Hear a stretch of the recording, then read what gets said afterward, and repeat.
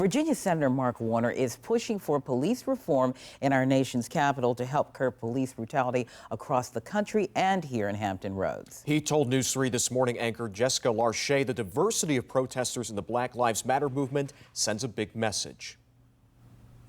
Well, Jessica, I think what you're seeing on the streets, not only in Hampton Roads, but across Virginia and across America, is, a frustration and almost an exhaustion from some folks that's saying, we need a system in America where policing is done in a fair way, where Black Americans and Latino Americans don't have to feel fear when they see police, but actually should feel that these are folks who are going to protect them.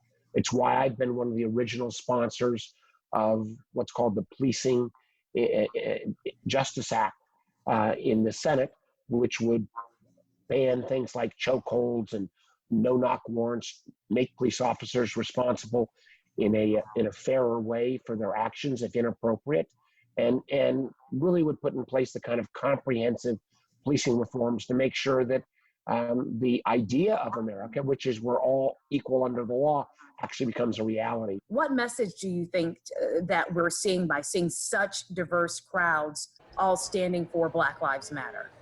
Well, I think it's a reflection on the fact that with this pandemic, it's almost like giving us an X-ray into the health of America.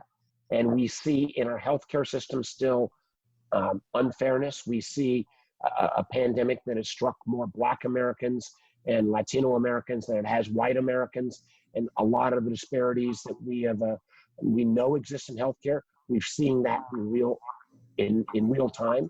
We've seen the economic disparities where literally 40% of people who make less than $40,000 a year have lost their jobs.